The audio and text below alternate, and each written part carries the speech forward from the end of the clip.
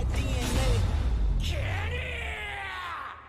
I got loyalty inside my DNA. I got peace, got war and peace inside my DNA. I got poison, pain, and joy inside my DNA. 死んだ天性 I was born like this is why immaculate conception. I just felt like this before like this without you when you weapon. I know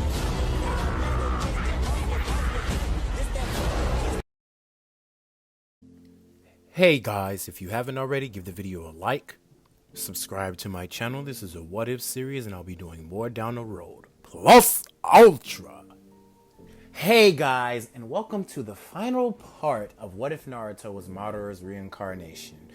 Now, we left off with Naruto wondering how the world is going to end up, so let's just continue on from there. We're in Shippuden now. So yeah, Naruto has been wandering the world, trying to gain an aspect of how the world works and everything. So Naruto is not entirely going to end up like Madara, but he's growing towards that disintegration towards the character. So upon which Naruto has not been helping out the Akatsuki because Naruto doesn't value what the Akatsuki is doing.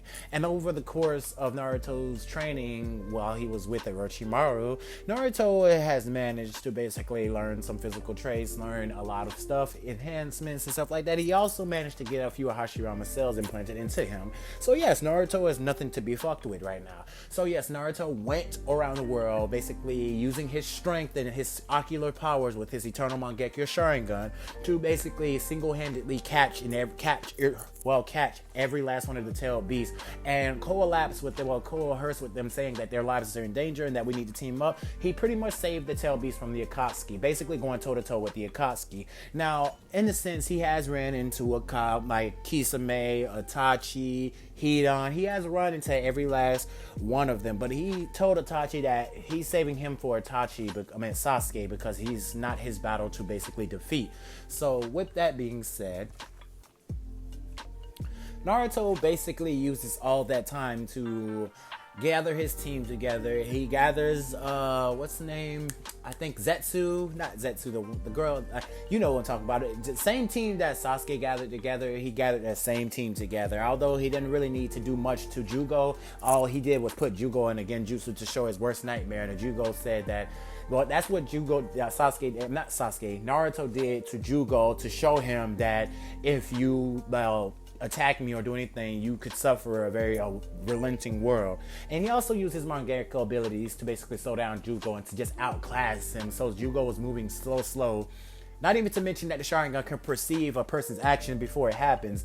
Jugo is moving so slow that basically Naruto was able to get at least 4 or 5 shots in on him. And these are some heavy blows to which Jugo could not withstand. Naruto is really strong. So with that, he would still form the same team and go around like he's protecting the land of iron, causing a lot of good. He's doing the opposite of what Sasuke was doing. So the Akatsuki has to intervene with this, and I can tell you right now, the only battle that Naruto, I'll keep saying Sasuke, but the only battle that Naruto really didn't do is the battle with Itachi. Now for everyone else, Naruto went all out.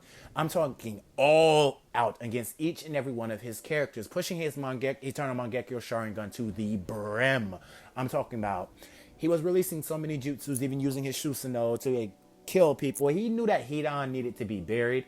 So really all the Akatsuki were double teaming Naruto, and Naruto had more than enough strength to basically defeat the Akatsuki. And this is where one of Naruto's jutsus that he releases a whole bunch of shadow clones, and he gives each and every one of those shadow clones Susanoo to fight.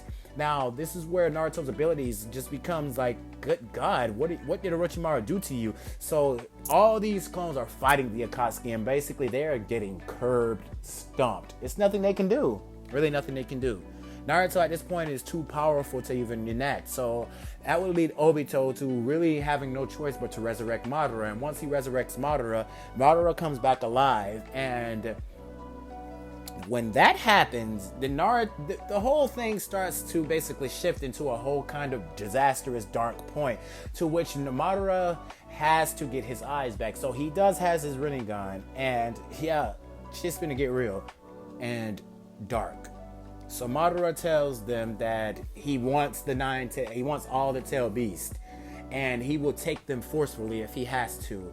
Now at the same time, Naruto basically awakens his Rinnegan as well. Having the fact that he's an Indra's, he's basically Ashura's reincarnation, and Nine Tails is in his body too. It causes a mixture of chakra to basically awaken Naruto's Rinnegan. So yes, Naruto has the Rinnegan and Madara has the Rinnegan too. So basically what Madara does is enact the fourth great ninja war to basically capture all the tail beasts, to put everyone in the infinite Tsukuyomi.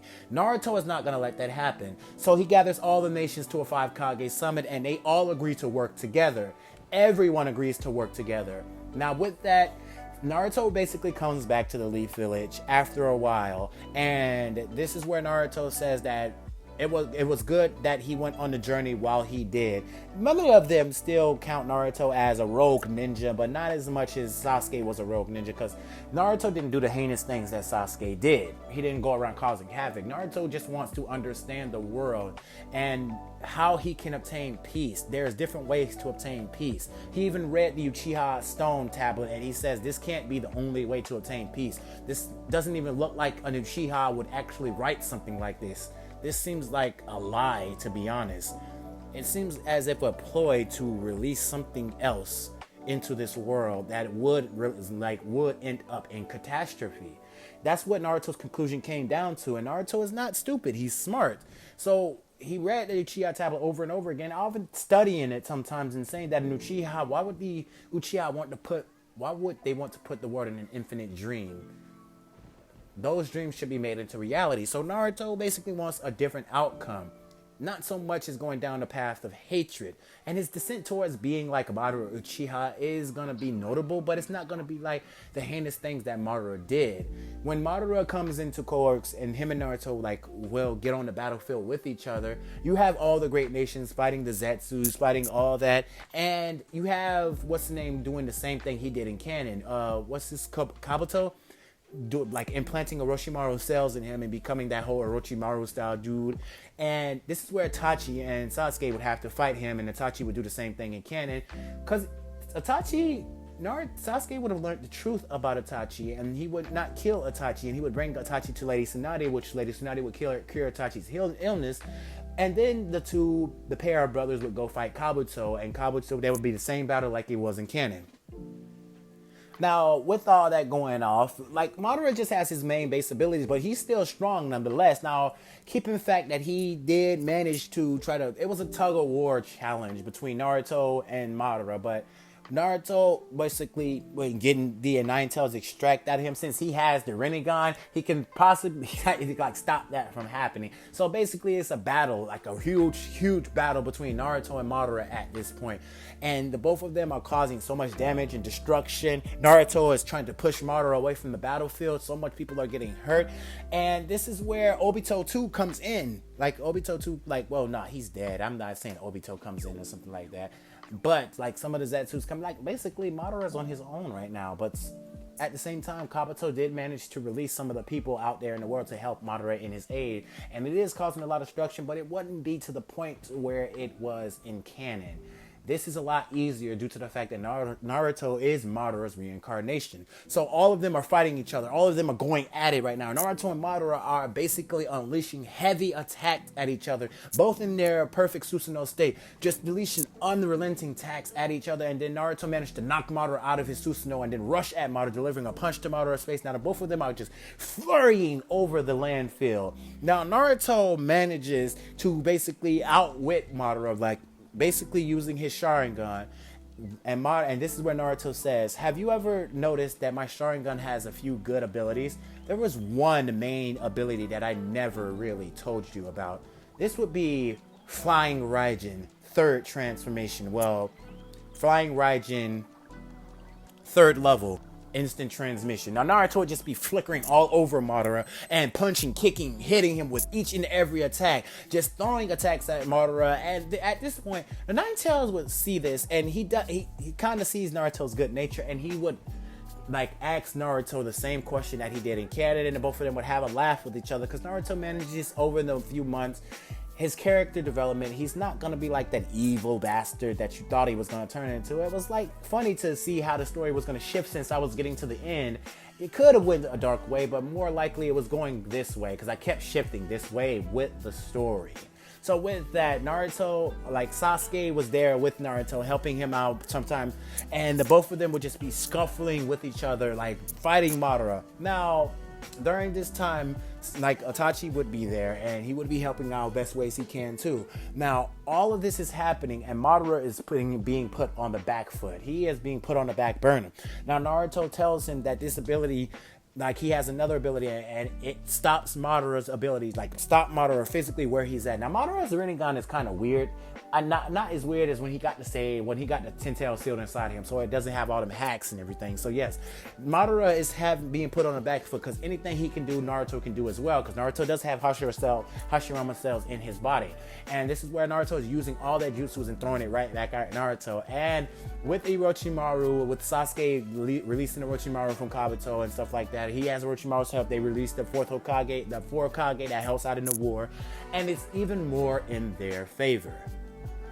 Now with this, the Madara ends up being defeated. That's my opinion. Madara ends up being defeated because there's too many people. He doesn't have the people that is there backing him up. And with a Naruto that has Rinnegan, Sasuke that is more equipped with Itachi being there too, and then you have the 4 Kage there, you have the 5 Kage there, then you have other equipped ninja that's at the battle too.